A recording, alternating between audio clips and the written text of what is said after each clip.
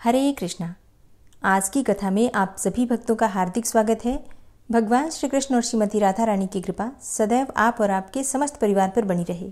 27 मार्च 2024 आज है बुधवार का दिन और आज आप सुनेंगे चैत्र मास की कथा का दूसरा अध्याय।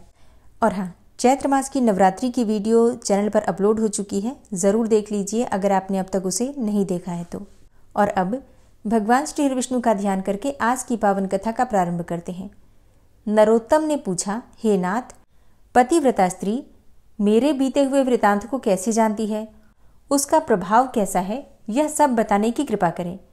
श्री भगवान बोले, हे वत्स, ये बात मैं तुमसे पहले ही बता चुका हूँ, किंतु फिर यदि सुनने का कौतूहल हो रहा है तो सुनो।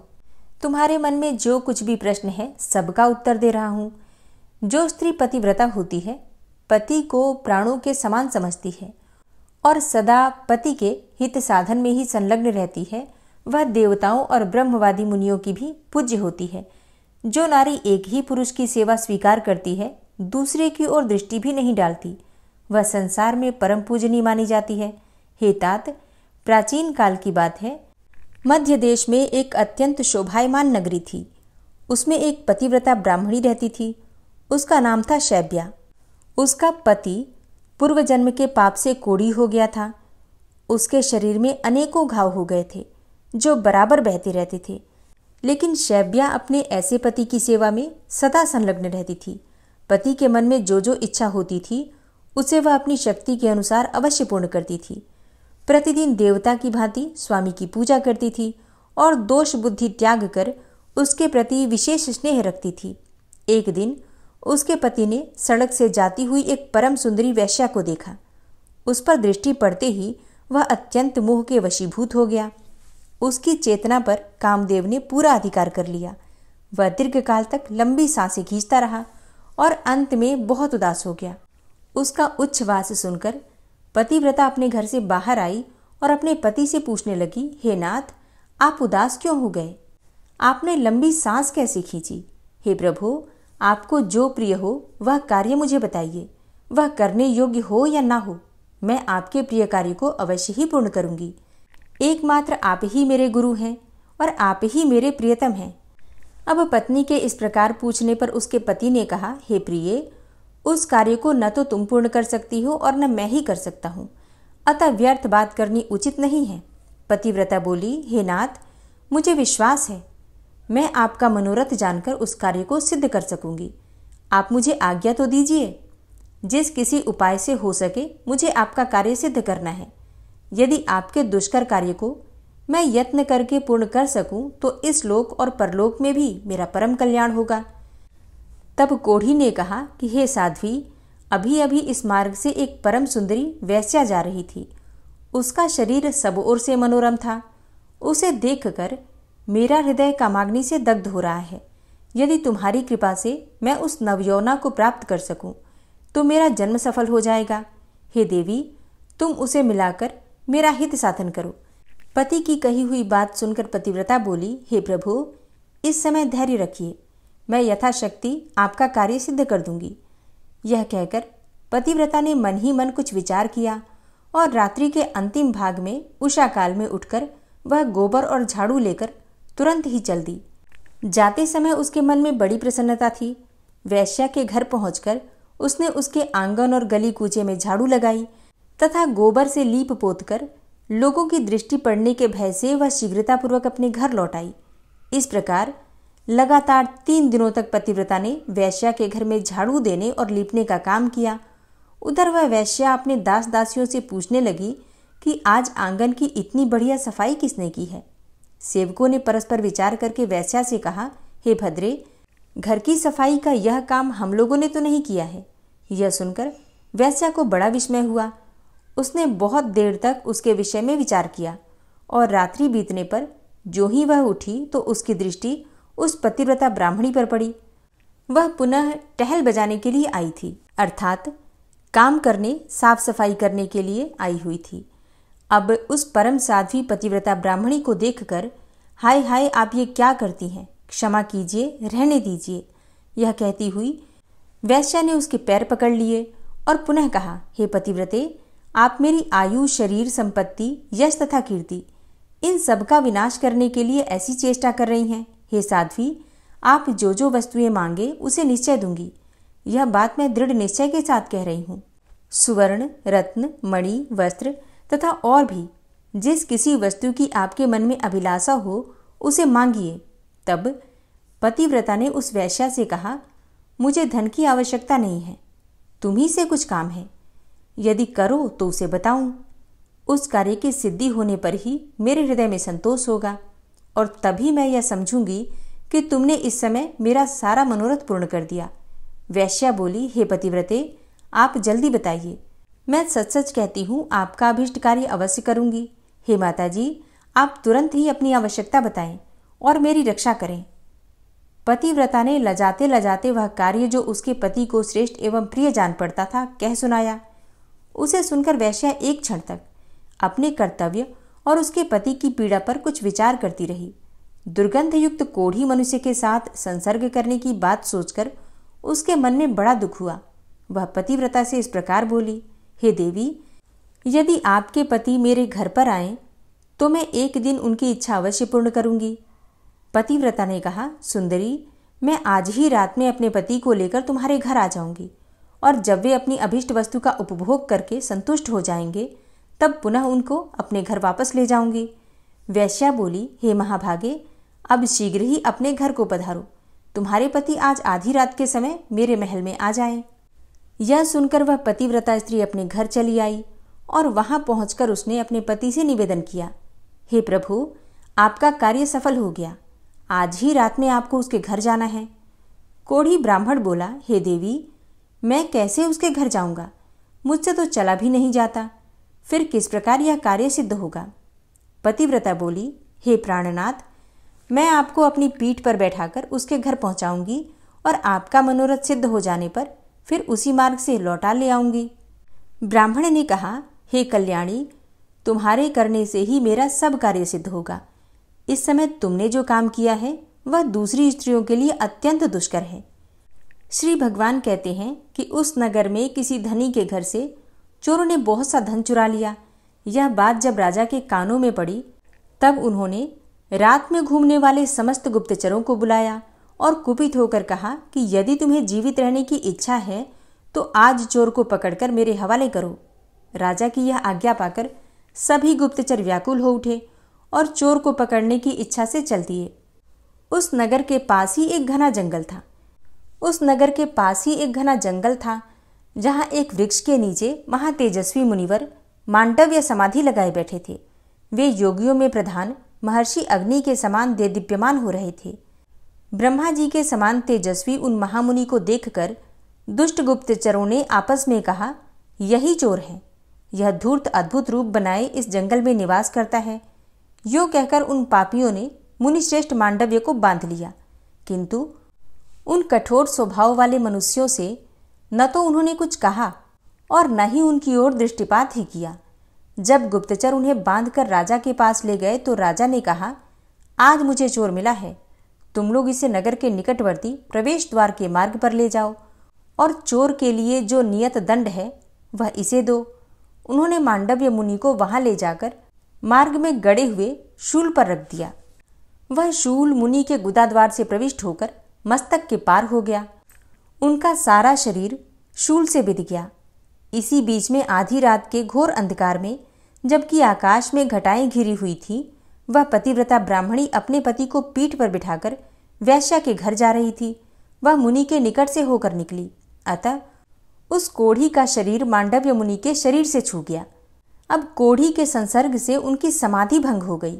वे कुपित होकर बोले, जिसने इस समय मुझे गाढ़ वेदना का अनुभव कराने वाली कष्टमय अवस्था में पहुंचा दिया, वह सूर्योदय होते होते भस्म हो जाए। मांडव्य मुनि के इतना कहते ही वह कोढ़ी पृथ्वी पर गिर पड़ा। तब पतिव्रता ने कहा कि आज से 3 दिनों तक सूर्य का उदय ही न हो। यूं कहकर वह अपने पति को घर ले गई और एक सुंदर शैया पर सुलाकर स्वयं उसे थाम कर बैठ गई। उधर मुनिश्रेष्ठ मांडव्य उस कोढ़ी को शाप देकर अपने अभीष्ट स्थान को चले गए। संसार में 3 दिनों के समय तक का सूर्य का उदय होना रुक गया। चराचर प्राणियों सहित संपूर्ण त्रिलोकी व्यथित हो उठी।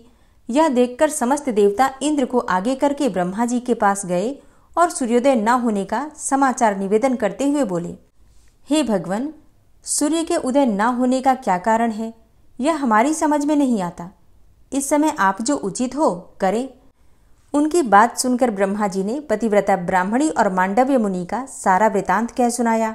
तदनंतर देवता विमानों पर आरूढ़ होकर प्रजापति को आगे करके शीघ्र ही पृथ्वी पर उस कोढ़ी ब्राह्मण के घर के पास गए। उनके विमानों की कांति तथा मुनियों के तेज से पतिव्रता के घर के भीतर सैकड़ों सूर्यों का सा प्रकाश छा गया। उस समय हंस के समान तेजस्वी विमानों द्वारा आए हुए देवताओं को पतिव्रता ने देखा।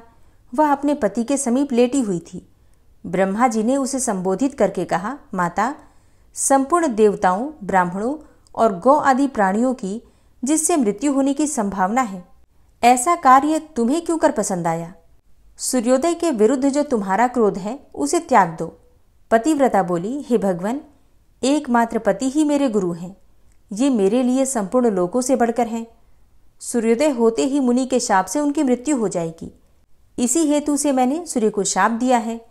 क्रोध, मोह, लोभ, मात्सर्य अथवा काम के वश होकर ऐसा मैंने नहीं किया है। ब्रह्मा जी ने कहा, माता, जब एक की मृत्यु से तीनों लोगों का हित हो रहा हो, ऐसी दशा में तुम्हें बहुत अधिक पुण्य होगा। पतिव्रता बोली, पति का त्याग करके मुझे आपका परम कल्याणमय सत्यलोक भी अच्छा नहीं लगता। ब्रह्मा जी ने कहा, हे देवी, सूर्योदय होने पर जब सारी त्रिलोकी स्वस्थ हो जाएगी, तब तुम्हारे पति के भस्म हो जाने पर भी मैं तुम्हारा कल्याण साधन करूंगा। हम लोगों के आशीर्वाद से वह कोढ़ी ब्राह्मण कामदेव के समान सुंदर हो जाएगा। ब्रह्मा जी के यो कहने पर उस सती ने क्षण भर कुछ विचार किया। उसके बाद हाँ कहकर उसने स्वीकृति दे दी।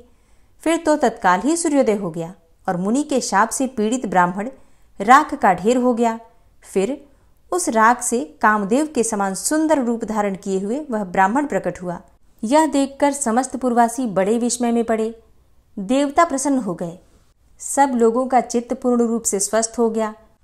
उस समय स्वर्गलोक से सूर्य के समान तेजस्वी एक विमान आया और वह साध्वी अपने पति के साथ उस पर बैठकर देवताओं के साथ स्वर्ग को चली गई।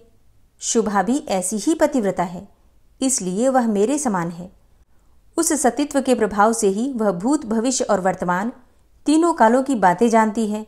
जो मनुष्य इस परम उत्तम पुण्यमय उपाख्यान को लोक में सुनावेगा, उसके जन्म जन्म के किए हुए समस्त पाप नष्ट हो जाएंगे।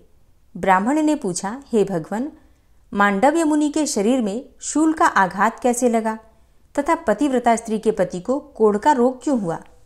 भगवान श्री विष्णु बोले, मांडव्य मुनि जब बालक थे तब उन्होंने अज्ञान और मोहवश एक झिंगूर के गुदा देश में तिनका डालकर छोड़ दिया था।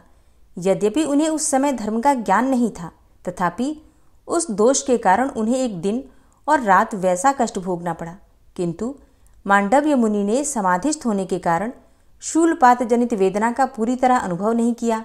इसी प्रकार पतिव्रता के पति ने भी पूर्व जन्म में एक कोढ़ी ब्राह्मण का वध किया था। इसी से उसके शरीर में दुर्गंध युक्त कोढ़ का रोग उत्पन्न हो गया था। किंतु उसने ब्राह्मण को 4 गौरी दान और 3 कन्या दान किए थे। इसी से उसकी पत्नी पतिव्रता हुई और उस पत्नी के कारण ही वह मेरी समता को प्राप्त हुआ। ब्राह्मण ने कहा, हे नाथ, यदि पतिव्रता का ऐसा महात्म्य है, तब तो जिस पुरुष की भी स्त्री व्याभिचारिणी न हो, उसे स्वर्ग की प्राप्ति निश्चित है। सती स्त्री से सबका कल्याण होना चाहिए। भगवान श्री विष्णु बोले, ठीक है।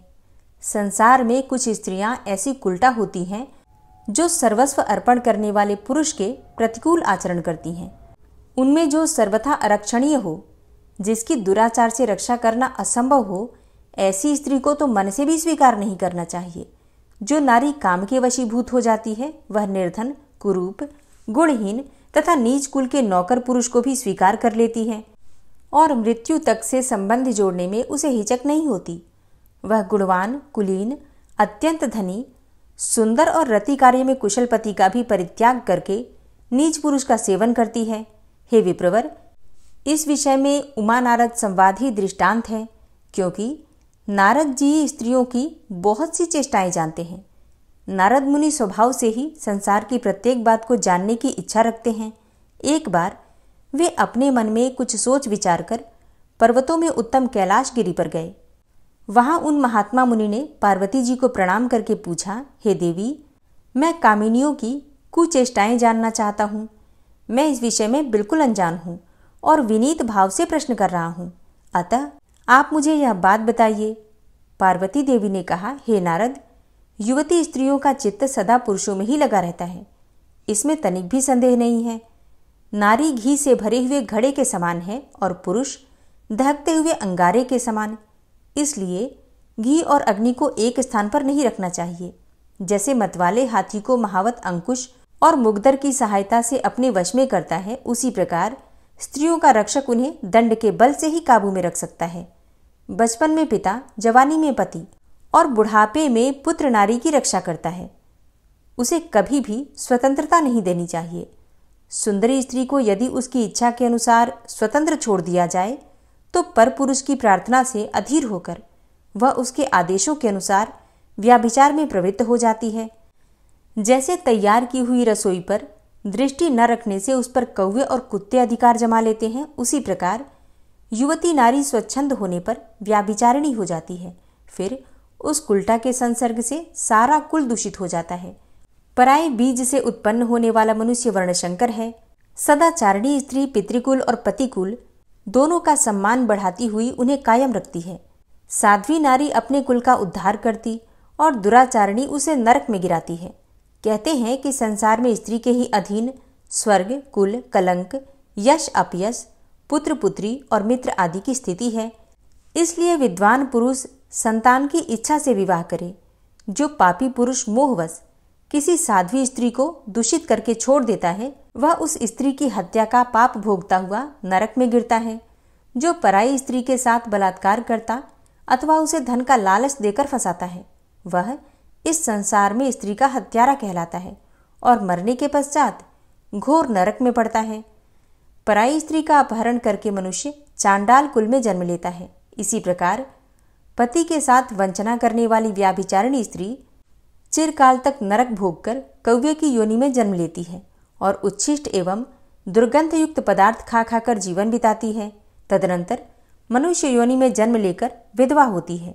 जो माता, गुरुपत्नी, ब्राह्मणी, राजा की रानी या दूसरी किसी प्रभु की पत्नी के साथ समागम करता है, वह अक्षय नरक में गिरता है। बहिन, भांजे की स्त्री, बेटी, बेटे की बहू, चाची, मामी, बुआ तथा मौसी आदि अन्यान्य स्त्रियों के साथ समागम करने पर भी कभी नरक से उद्धार नहीं होता। यही नहीं, उसे ब्रह्म हत्या का पाप भी लगता है तथा वह अंधा, गूंगा और बहरा होकर निरंतर नीचे गिरता जाता है। उस अधःपतन से उसका कभी बचाव नहीं हो पाता। तब ब्राह्मण ने पूछा, हे भगवन, ऐसा पाप करके मनुष्य का उससे किस प्रकार उद्धार हो सकता है? श्री भगवान ने कहा, उपर्युक्त स्त्रियों के साथ समागम करने वाला पुरुष लोहे की स्त्री अर्थात प्रतिमा बनवाकर उसे आग में खूब तपाए, फिर उसका गाढ़ आलिंगन करके प्राण त्याग कर दे और शुद्ध होकर परलोक की यात्रा करे।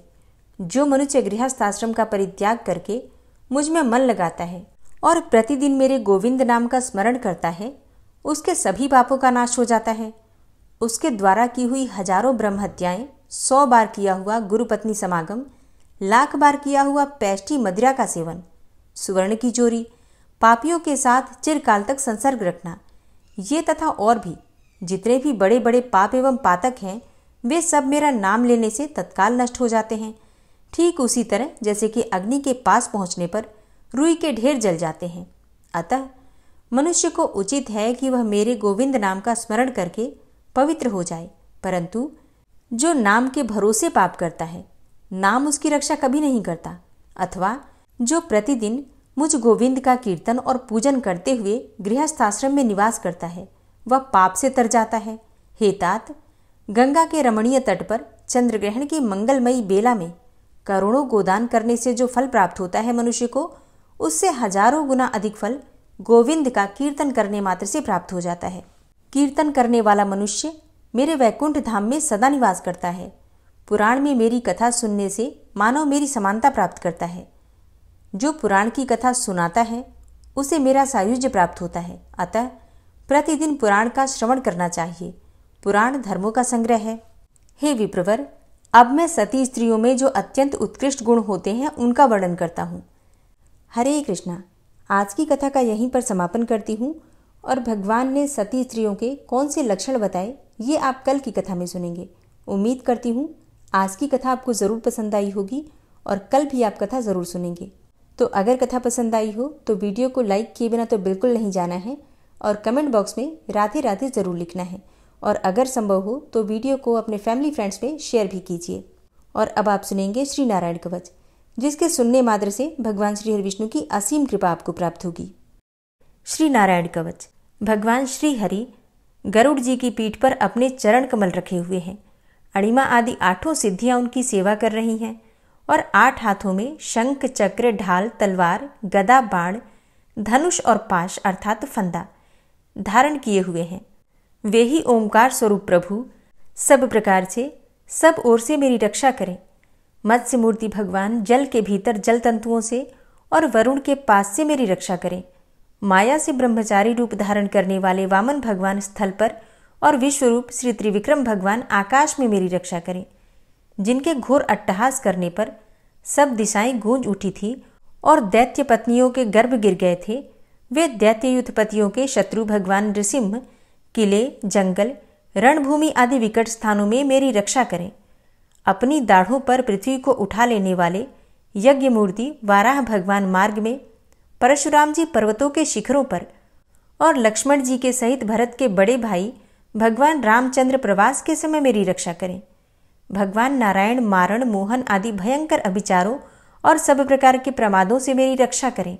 ऋषि श्रेष्ठ नर गर्व से, योगेश्वर भगवान दत्तात्रेय योग के विघ्नों से और त्रिगुणाधिपति भगवान कपिल कर्म बंधन से मेरी रक्षा करें। परम ऋषि सनत कुमार कामदेव से, हयग्रीव भगवान मार्ग में चलते समय देव मूर्तियों को नमस्कार आदि न करने के अपराध से और देवर्षि नारद सेवा अपराधों से और भगवान कच्छप सब प्रकार के नरकों से मेरी रक्षा करें। भगवान धन्वंतरी कुपथ्य से, जितेंद्र भगवान ऋषभदेव सुख दुख आदि भयदायक द्वंद्वों से, यज्ञ भगवान लोकापवाद से और बलराम जी मनुष्यकृत कष्टों से और श्री शेष जी क्रोधवश नामक सर्पों के गणों से मेरी रक्षा करें। भगवान श्री कृष्ण द्वैपायन व्यास जी अज्ञान से तथा बुद्धदेव पाखंडियों से और प्रमाद से मेरी रक्षा करें। धर्म रक्षा करने वाले महान अवतार धारण करने वाले भगवान कल्कि पाप बहुल कलिकाल के दोषों से मेरी रक्षा करें। प्रातःकाल भगवान केशव अपनी गदा लेकर, कुछ दिन चढ़ जाने पर भगवान गोविंद अपनी बांसुरी लेकर और दोपहर के पहले भगवान नारायण अपनी तीक्ष्ण शक्ति लेकर और दोपहर को भगवान विष्णु चक्रराज सुदर्शन लेकर मेरी रक्षा करें। तीसरे पहर में भगवान मधुसूदन अपना प्रचंड धनुष लेकर मेरी रक्षा करें और सायंकाल में ब्रह्मा आदि त्रिमूर्तिधारी माधव, सूर्यास्त के बाद ऋषिकेश, अर्धरात्रि के पूर्व तथा अर्धरात्रि के समय अकेले भगवान पद्मनाभ मेरी रक्षा करें। रात्रि के पिछले प्रहर में श्रीवत्स लांछन श्रीहरि, उषा काल में खड्गधारी भगवान जनार्दन और सूर्योदय से पूर्व श्री दामोदर और संपूर्ण संध्याओं में काल मूर्ति भगवान विश्वेश्वर मेरी रक्षा करें। हे सुदर्शन, आपका आकार चक्र रथ के पहिए की तरह है। आपके किनारे का भाग प्रलयकालीन अग्नि के समान अत्यंत तीव्र है।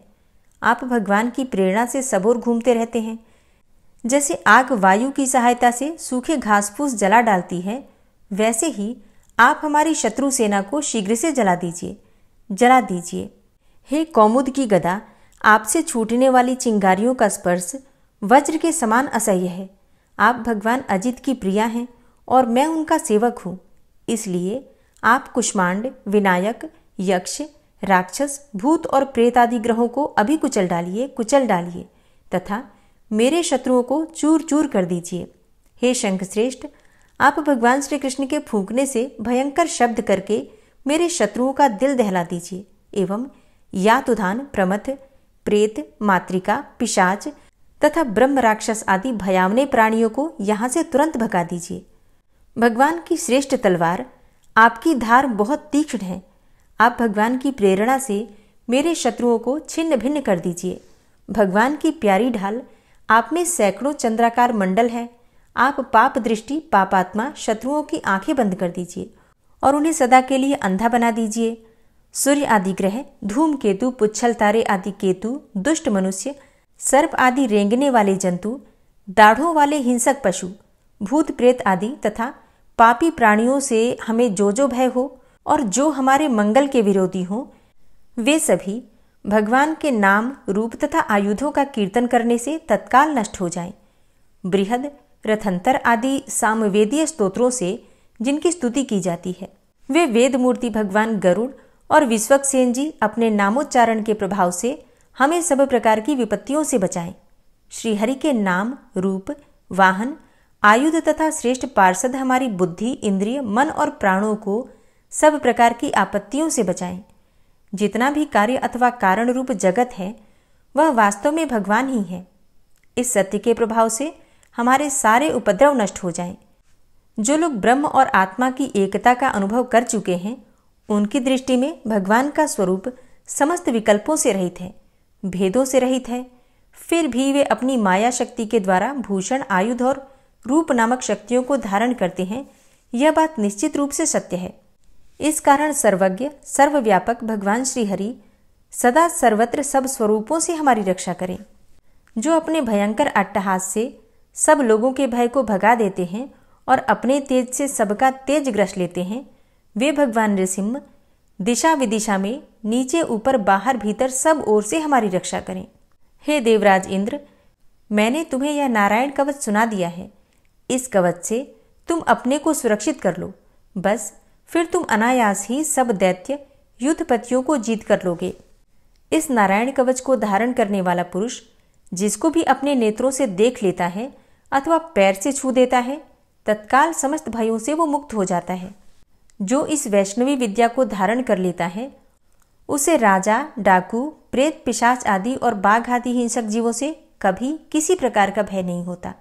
हे देवराज, प्राचीन काल की बात है, एक कौशिक गोत्री ब्राह्मण ने इस विद्या को धारण करके योग धारणा से अपना शरीर मरुभूमि में त्याग दिया। अब जहां उस ब्राह्मण का शरीर पड़ा था, उसके ऊपर से एक दिन गंधर्वराज चित्ररथ अपनी स्त्रियों के साथ विमान पर बैठकर निकले। वहां आते ही वे नीचे की ओर सिर किए विमान सहित आकाश से पृथ्वी पर गिर पड़े। इस घटना से उनके आश्चर्य की सीमा न रही जब उन्हें बालखिल्य मुनियों ने बतलाया कि यह नारायण कवच धारण करने का प्रभाव है। तब उन्होंने उस ब्राह्मण देव की हड्डियों को ले जाकर पूर्ववाहिनी सरस्वती नदी में प्रवाहित कर दिया और फिर स्नान करके वे अपने लोक को चले गए। श्री सुखदेव जी कहते हैं, हे परीक्षित, जो पुरुष इस नारायण कवच को समय पर सुनता है और जो आदर पूर्वक इसे धारण करता है, उसके सामने सभी प्राणी आदर से झुक जाते हैं और वह सब प्रकार के भयों से मुक्त हो जाता है। हे परीक्षित, शतक्रतु इंद्र ने आचार्य विश्वरूप जी से यह वैष्णवी विद्या प्राप्त करके रणभूमि में असुरों को जीत लिया और वे त्रैलोक्य लक्ष्मी का उपभोग करने लगे। श्री नारायण कवच संपूर्ण हुआ। श्री राधा कृपा कटाक्ष स्तोत्र। मुनीन्द्र वृंद वंदिते त्रिलोक शोक हारिणी प्रसन्न वक्त्र पंकजे निकुंज भूविलासिनी व्रजेन्द्र भानुनंदिनी व्रजेन्द्र सूनु संगते कदा करिष्यसि हमां कृपा कटाक्ष भाजनम्। अशोक वृक्ष वल्लरी वितान मंडप स्थिते प्रवाल बाल पल्लव प्रभारुणांध्रि कोमले वराभय स्फुरत्करे प्रभूत संपदालये कदा करिष्यसि हमां कृपा कटाक्ष भाजनम्। अनंगरंग मंगलम प्रसंग भंगुरम भ्रुवां सविभ्रमं ससंभ्रमं दृगंत बाणपातनय निरन्तरं वशीकृत प्रतीत नंदनंदने कदा करिष्यसि हमां कृपा कटाक्ष भाजनम्। तडित्सुवर्ण चंपक प्रदीप्त गौर विग्रहे मुख प्रभा परास्त कोटि शारदेन्दु मंडले विचित्र चित्र संचर चकोर शावलोचने कदा करिष्यसि हमां कृपा कटाक्ष भाजनम्। मदोन्मदादि यौवने प्रमोदमान मंडिते प्रियानुराग रंजिते कला विलास पंडिते अनन्य धन्य कुंज राज्य काम केली कोविदे कदा करिष्यसि मां कृपा कटाक्ष भाजनम्। अशेष हाव भाव धीर हीर हार भूषिते प्रभूत शात कुंभ कुंभ कुंभि कुंभ सुस्तनि प्रशस्त मंद हास्य चूर्ण पूर्ण सौख्य सागरे कदा करिष्यसि मां कृपा कटाक्ष भाजनम्। मृणाल वाल वल्लरी तरंग रंग दौर्लते लताग्रलास्य लोल नील लोचनावलोकने ललल्लुलन्मिलन्मनोज्ञ मुग्ध मोहिनाश्रिते कदा करिष्यसि मां कृपा कटाक्ष भाजनम्। सुवर्ण मल्लिकाञ्चित त्रिरेख कम्बुकण्ठगे त्रिसूत्र मङ्गली गुण त्रिरत्न दीप्ति दीधिते सलोल नील कुन्तल प्रसून गुच्छ गुंफिते कदा करिष्यसि मां कृपा कटाक्ष भाजनम्। नितंब बिंब लंबमान पुष्प मेखला गुणे प्रशस्त रत्न किंकिणी कलाप मध्य मंजुले करींद्र शुंड दंडिकावरोह शोभ गोरुके कदा करिष्यसि मां कृपा कटाक्ष भाजनम्। अनेक मंत्रनाद मंजुनूपुरारवस्खलत् समाज राजहंस वंश निक्वडाति गौरवे विलोल हेम वल्लरी विडम्बि चारु चंक्रमे कदा करिष्यसि मां कृपा कटाक्ष भाजनम्। अनंत कोटि विष्णुलोक नम्र पद्मजार्चिते हिमाद्रिजा पुलोमजा विरिञ्चिजा वरप्रदे अपार सिद्धि रिद्धि दिग्ध सत्पदांगुली नखे कदा करिष्यसि मां कृपा कटाक्ष भाजनम्। मखेश्वरी क्रियेश्वरी स्वधेश्वरी सुरेश्वरी त्रिवेद भारतीश्वरी प्रमाण शासनेश्वरी रमेश्वरी क्षमेश्वरी प्रमोद काननेश्वरी व्रजेश्वरी व्रजाधिपे श्रीराधिके नमोस्तुते। इतीममद्भुतं स्तवं निशम्य भानुनन्दिनी करोतु सन्ततं जनं कृपा कटाक्ष भाजनम्। भवेत्तदैव संचित त्रिरूप कर्म नाशनं लभेत्तदा ब्रजेन्द्र सूनु मंडल प्रवेशनम्। जय जय श्री राधे जय जय श्री राधे। ओम विश्वं विष्णुर्वषट्कारो भूतभव्य भवत्प्रभु भूतकृत भूतभृद्भावो भूतात्मा भूतवाहन भूतात्मा परमात्मा च मुक्तानां परमागति अव्ययः पुरुषः साक्षी क्षेत्रज्ञो अक्षर एव च योगो योग विदाम नेता प्रधान पुरुषेश्वरः नारसिंहवपुः श्रीमान केशवः पुरुषोत्तमः सर्वः शर्वः शिवस्थाणुर्भूतादिर्निधिर्व्ययः संभवो भावनो भर्ता प्रभवः प्रभुरीश्वरः स्वयंभू शंभुरादित्यः पुष्कराक्षो महास्वनः अनादिनिधनो धाता विधाता धातुरुत्तमः अप्रमेयो ऋषिकेश पद्मनाभो अमरप्रभु विश्वकर्मा मनुस्त्वष्टा स्थविष्ठः स्थविरो ध्रुवः अग्राह्यः शाश्वतः कृष्णो लोहिताक्षः प्रतर्दनः प्रभूतस्त्रिककुब्धाम पवित्रं मङ्गलं परम् ईशानः प्राणदः प्राणो ज्येष्ठः श्रेष्ठः प्रजापति हिरण्यगर्भो भूगर्भो माधवो मधुसूदनः ईश्वरो विक्रमी धन्वी मेधावी विक्रमः क्रमः अनुत्तमो दुराधर्षः कृतज्ञः कृतिरात्मवान् सुरेशः शरणं शर्म विश्वरेताः प्रजाभवः अह संवत्सरो व्याल प्रत्ययः सर्वदर्शनः अज सर्वेश्वर सिद्ध सिद्धे सर्वादिर्च्युतः वृषाकपिर्मेयात्मा सर्वयोगविनिश्रितः वसुर्वसुमना सत्य समात्मा संमितः समः अमोघ पुण्डरीकाक्षो वृषकर्मा वृषाकृतिः रुद्रो बहुशिरा बभ्रुर्विश्वयोनिः शुचिश्रवः अमृतः शाश्वतस्थाणुर्वरारोहो महातपः सर्वगः सर्वविद्भानुर्विश्वक्सेनो जनार्दनः वेदो वेदविद्व्यङ्गो वेदाङ्गो वेदवित्कविः लोकाध्यक्षः सुराध्यक्षो धर्माध्यक्षः कृताकृतः चतुरात्मा चतुर्व्यूहश्चतुर्द्रष्टश्चतुर्भुजः भ्राजेष्णुर्भोजनं भोक्ता सहिष्णुर्जगदाति च अनघो विजयोजेता विश्वयोनिः पुनर्वसु उपेन्द्रो वामनः प्रांशुर्मोघः शुचिरुर्जितः अतीन्द्रः संग्रहः सर्गो धृतात्मा नियमो यमः वेद्यो वैद्यः सदा योगी वीरः माधवो मधु अतीन्द्रियो महामायो महोत्साहो महाबलः महाबुद्धिर्महावीर्यो महाशक्तिर्महाद्युतिः अनिर्देश्यवपुः श्रीमान् मेयात्मा महाधृतिर् महिश्वासो महीभर्ता श्रीनिवासः सतां गति अनिरुद्ध सुरानन्दो गोविन्दो गोविन्दाम्पति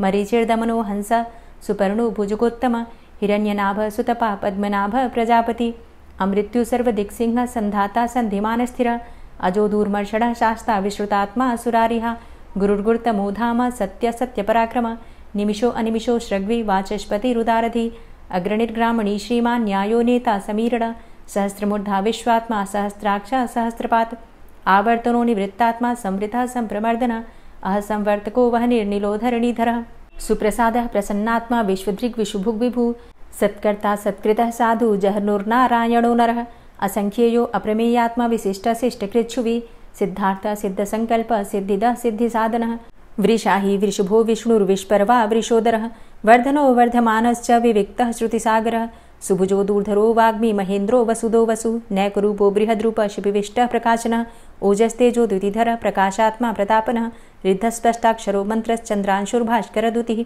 अमृतांशुद्भवो भानु शशबिन्दुः सुरेश्वरः औषधं जगतः सेतु सत्यधर्मपराक्रमः भूतभव्य भवन्नाथ पवनः पावनो नलः कामः कामकृत्कान्तः कामः कामप्रदः प्रभु युगादिकृद्युगावर्तो नैकमायो महाशनः अदृश्यो व्यक्तरूपश्च सहस्रजित् अनन्तजित् इष्टो अविशिष्ट शिष्टेष्ट शिखण्डी नहुसो वृष क्रोधः क्रोधकृत्कर्ता विश्वबाहुर्महीधरः अच्युतः प्रतितः प्राणः प्राणदो वासवानुजः अपां निधिर्धिष्ठानं प्रमत्तः प्रतिष्ठितः स्कन्दः स्कन्दधरो धूर्यो वरदो वायुवाहनः वासुदेवो बृहद्भानुरादिदेवः पुरन्दरः अशोकस्तारणस्तारः शूरः सौरिर्जनेश्वरः अनुकूलः शतावर्त पद्मी पद्मनिभेक्षणः पद्मनाभो अरविन्दाक्ष पद्मगर्भ शरीरभृत् महर्धिरिद्धो वृद्धात्मा महाक्षो गरुडाध्वजः अतुलः शरभो भीमो समयज्ञो हविर्हरि सर्वलक्षणलक्षण्यो लक्ष्मीवान् समितिञ्जयः वीक्षरो रोहितो मार्गो हेतुर्दामोदरः सह महीधरो महाभागो वेगवान् मिताशनः उद्भवः क्षोभणो देव श्रीगर्भ परमेश्वर करणं कारणं कर्ता विकर्ता गहनो गुह व्यवसायो व्यवस्थान संस्थान स्थानदो ध्रुव परर्थी परमस्पस्तुष्ट पुष्ट सुभेक्षणः रामो विरामो विरजो मार्गो नेयो नयोनयः वीर शक्तिमतां श्रेष्ठो धर्मो धर्मविदुत्तमः वैकुण्ठः पुरुषः प्राणः प्राणदः प्रणवः पृथु हिरण्यगर्भः शत्रुघ्नो व्याप्तो वायुरुधोक्षजः ऋतुः सुदर्शनः कालः परमेष्ठी परिग्रहः उग्रः संवत्सरो दक्षो विश्रामो विश्वदक्षिणः विस्तारस्थावरस्थाणु प्रमाणं बीजमव्ययम् अर्थो अनर्थो महाकोशो महाभोगो महाधनः अनिर्विण्णः स्थविष्टोभू धर्मयुपो महामख नक्षत्रनेमिर्नक्षत्री क्षमा क्षामः समीहन यज्ञ इज्यो महेज्यश्च क्रतुसत्रं सतां गतिः सर्वदर्शी विमुक्तात्मा सर्वज्ञो ज्ञानमुत्तमं सुव्रतः सुमुखः सुष्मा सुघोषः सुखदः सुहृतः मनोहरो जित्क्रोधो वीरबाहुर्विदारणः स्वापनः स्ववसो व्यापी नैकात्मा नैककर्मकृत् वत्सरो वत्सलो वत्सी रत्नगर्भो धनेश्वरः धर्मगुप्त धर्मकृद्धर्मी सदसक्षरमक्षरम् अविज्ञाता सहस्रांशुर्विधाता कृतलक्षणः गभस्तिनेमिः सत्त्वस्थः सिंहो भूतमहेश्वरः आदिदेवो महादेवो देवेशो देवभृद्गुरुः उत्तरो गोपतिर्गोप्ता ज्ञानगम्यः पुरातनः शरीरभूतभृद्भोक्ता कपीन्द्रो भूरि दक्षिणः सोमभो अमृतपः सोम पुरुजित पुरुषोत्तमः विनयोजयः सत्यसन्धो दाशाः सात्वतां जीवो विनयिता साक्षी मुकुन्दो अमितविक्रमः अम्भो निद्रणन्तात्मा महोदधीशयोऽन्तकः अजोमहारः स्वाभाव्यो जितामित्रः प्रमोदनः आनन्दो नन्दनो नन्दः सत्यधर्मा त्रिविक्रमः महर्षि कपिलाचार्यः कृतज्ञो मेदिनीपतिः त्रिपदस्त्रिदशाध्यक्षो महाशृङ्गः कृतान्तकृत् महावराहो गोविन्दः सुखेणः कनकाङ्गदी गुह्यो गभीरो गहनो गुप्तश्चक्रगदाधरः वेधा स्वाङ्गो अजितः कृष्णो दृढः सङ्कर्षणोच्युतः वरुणो वारुणो वृक्षः पुष्कराक्षो महामनाः भगवान् भगानन्दी वनमाली हलायुधः आदित्यो ज्योतिरादित्यः सहिष्णुर्गतिसत्तमः सुधन्वाखण्ड परशुर्दारुणो द्रविडप्रदः दिविस्त्रिक्सर्वदृग्व्यासो वाचस्पतिर्योनिजः त्रिसामा सामगः साम निर्वाणं भेषजम्भिषक् संन्यासकृच्छमः शान्तो निष्ठा शान्तिः परायणं शुभाङ्गः शान्तिदस्रष्टा कुमुदः कुवलेशय गोहितो गोपतिर्गोप्ता वृषभाक्षो वृषाप्रिया अनिवर्ति निवृतात्मा संक्षेप्ता चेमकृच्छिवः श्रीवत्सवक्षा श्रीवास श्रीपति श्रीमतांबरः श्रीद श्रीश श्रीनिवास श्रीनिधि श्रीविभावन श्रीधर श्रीकर श्रेय श्रीमान् लोकत्रयाश्रय स्वक्ष स्वंग शतानंदो नंदिर्ज्योतिर्गणेश्वरः विजितात्मा विधेयात्मा सत्कीर्तिश्छिन्न संशयः उदीर्णः सर्वतक्षशुर्निश शाश्वतः स्थिरः भूषयो भूषणो भूतिर्विशोकः शोकनाशनः अर्चिष्मानर्चितः कुम्भो विशुद्धात्मा विशोधनः अनिरुद्धो अप्रतिरथ प्रद्युम्नो अमितविक्रमः कालिनेमि निहावीर शौरी शूरजनेश्वरः त्रिलोकात्मा त्रिलोकेशः केशवः केशिहारी कामदेवः कामपालः कामीकान्तः कृतागमः अनिर्देशवपुर्विष्णोर्वीरो अनन्तो धनञ्जयः ब्रह्मण्यो ब्रह्मकृद्ब्रह्मा ब्रह्म ब्रह्म विवर्धन ब्रह्मविद् ब्राह्मणे ब्रह्मी ब्रह्मज्ञो ब्राह्मणप्रियः महाक्रमो महाकर्मा महातेजा महुरगः महाक्रतुर्महायज्वा महायज्ञो महाहवि स्तव्यस्तव प्रियस्तोत्रं स्तुतिस्तोतारणप्रिय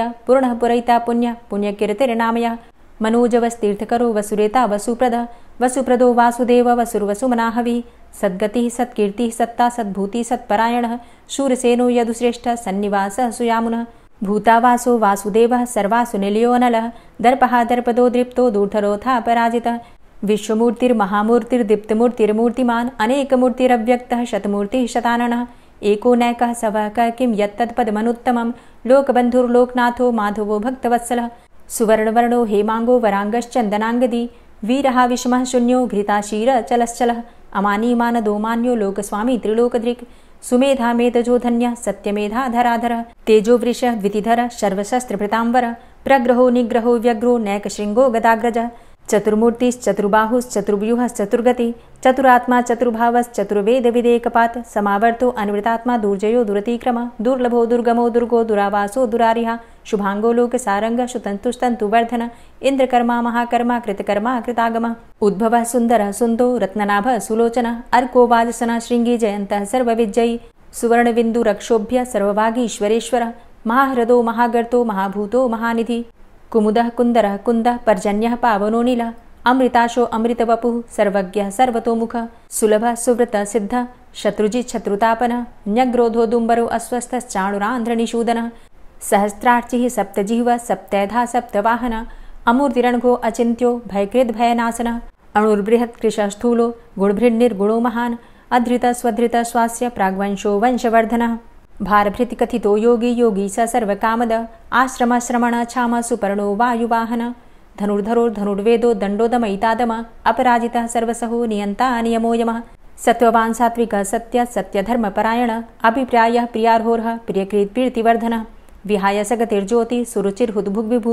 रविर्विलोचनः सूर्य सविता रविलोचनः अनन्तो हुद्भुग्भोक्ता सुखदो नैकजोग्रज अनिर्विण्ण सदामर्षि लोकाधिष्ठानमद्भुतः सनात सनातन्तमः कपिलः कपिरप्ययः स्वस्तिदः स्वस्तिकृत् स्वस्ति स्वस्तिभुक् स्वस्ति दक्षिणः रौद्रः कुण्डली चक्रे विक्रमयुर्जितशासनः शब्दातिगः शब्दशः शिशिरः शर्वरीकरः अक्रूरः पेशलो दक्षो दक्षिणः क्षमिणाम्बर विद्वतमो वितभय पुण्यश्रवणकीर्तन उत्तारणो दुष्कृतिः पुण्यो दुःस्वप्ननाशन वीरः रक्षणः सन्तो जीवनः पर्यवस्थितः अनन्तरूपो अनन्तसृर्जितमन्युर्भयापः चतुरश्रो गभीरात्मा विदिशो व्यादिशो दिश अनादिर्भूर्भुवो लक्ष्मीः सुवीरो रुचिराङ्गद जननो जन्मादिर्भीमो भीमपराक्रम आधारनीलयोधाता पुष्पहासः प्रजागर ऊर्ध्वगः सत्पथाचारः प्राणदः प्रणमपण प्रमाणं प्राणनीलयः प्राणभृत् प्राणजीवनः तत्त्वं तत्त्वविदेकात्मा जन्म मृत्यु जरातिग पूर्वः स्वस्तरुस्तारः सविता प्रपितामह यज्ञो यज्ञपतिर्यज्वा यज्ञाङ्गो यज्ञवाहन यज्ञभृद्यज्ञकृद्यज्ञ यज्ञभुग्यज्ञसाधन यज्ञान्तिकृद्यज्ञ गुह्यमन्यमन्नादेव च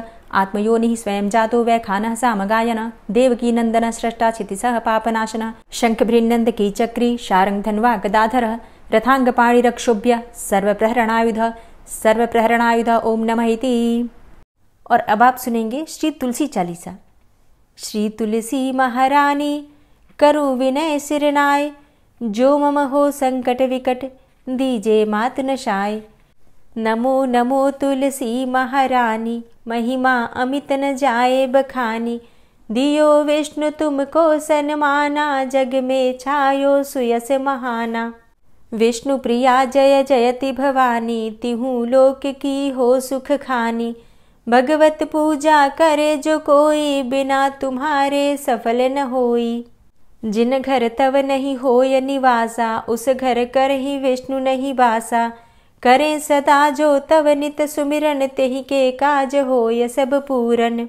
कार्तिक मास महात्म तुम्हारा, ताको जानत सब संसारा। तव पूजन जो करे कुंवारी, पावे सुंदर वर सुकुमारी।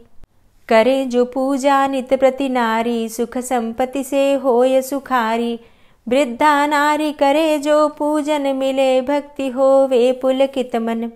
श्रद्धा से पूजे जो कोई, भवनिधि से तर जावे सोई। कथा भागवत यज्ञ करावे, तुम बिन नहीं सफलता पावे। छायो तब प्रताप जग भारी, ध्यावत तुम्हि सकल चित धारी।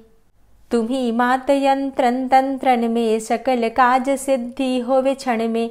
औषधि रूप आप हो माता, सब जग में तव यश विख्याता। देव ऋषि मुनि और तपधारी, करत सदा तव जय जयकारी। वेद पुराणन तव यश गाया, महिमा अगम पार नहीं पाया। नमो नमो जय जय सुख कारणी, नमो नमो जय दुख निवारणी। नमो नमो सुख संपत्ति देनी, नमो नमो अघ काटन चेनी। नमो नमो भक्तन दुख हरणी, नमो नमो दुष्टन मद छेनी। नमो नमो भव पार उतारणी, नमो नमो परलोक सुधारणी। नमो नमो निज भक्त उबारणी, नमो नमो जन काज सवारणी। नमो नमो जय कुमति नशावनी, नमो नमो सब सुख उपजावनी। जयति जयति जय तुलसी माई, ध्याऊं तुमको शीश नवाई। निज जन जानि मोहि अपनाओ, बिगड़े कारज आप बनाओ। करूं विनय मैं मात तुम्हारी, पूर्ण आशा करहु हमारी। शरण चरण कर जोरी मनाऊं, निश दिन तेरे ही गुण गाऊं। करहु मात अब मोह पर दाया, निर्मल होए सकल मम काया। मांगू मातु यही बर दीजे, सकल मनोरथ पूर्ण कीजे। जानू नहीं कछु नेम आचारा, क्षमहु मातु अपराध हमारा। 12 मास करे जो पूजा, तासम जग में और नहीं दूजा। प्रथम ही गंगा जल मंगवावे, फिर सुंदर स्नान करावे। चंदन अक्षत पुष्प चढ़ावे, धूप दीप नैवेद्य लगावे। करें आचमन गंगा जल से, ध्यान करे हृदय निर्मल से। पाठ करे फिर चालीसा की, स्तुति करे मात तुलसा की। यह विधि पूजा करे हमेशा, ताके तन नहीं रहे कलेशा। करे मास कार्तिक का साधन, सोवे नित पवित्र हुई जाहि। है यह कथा महासुखदाई, पढ़े सुने सो भव तर जाई। यह श्री तुलसी चालीसा, पाठ करे जो कोय। गोविंद सो फल पावही, जो मन इच्छा होय। तुलसी चालीसा संपूर्ण। और अब आप सुनेंगे तुलसी महारानी की आरती। तुलसी महारानी नमो नमो, हरि की पटरानी नमो नमो। तुलसी महारानी नमो नमो, हरि की पटरानी नमो नमो। धन्य तुलसी पूर्ण तप कीनो, धन्य तुलसी पूर्ण तप कीनो। शालिग्राम की बनी पटरानी नमो नमो। तुलसी महारानी नमो नमो, हरि की पटरानी नमो नमो। जाके पत्र मंजरी कोमल, जाके पत्र मंजरी कोमल। श्रीपति कमल चरण लपटानी नमो नमो, हरि की पटरानी नमो नमो। तुलसी महारानी नमो नमो। धूप दीप नैवेद्य आरती, धूप दीप नैवेद्य आरती। पुष्पन की वर्षा बरसानी नमो नमो, हरि की पटरानी नमो नमो। तुलसा महारानी नमो नमो। 56 भोग 36 व्यंजन, 56 भोग 36 व्यंजन। बिन तुलसा हरि एक न मानी नमो नमो। तुलसी महारानी नमो नमो, हरि की पटरानी नमो नमो। सभी सखी मैया तेरो यश गावे, सभी सखी मैया तेरो यश गावे। भक्ति दान दीजे महारानी नमो नमो। तुलसा महारानी नमो नमो, हरि की पटरानी नमो नमो। नमो नमो तुलसा महारानी, नमो नमो तुलसी महारानी। तुलसी महारानी नमो नमो, हरि की पटरानी नमो नमो। तुलसी महारानी नमो नमो, हरि की पटरानी नमो नमो। प्रेम से बोलिए तुलसी मैया की जय।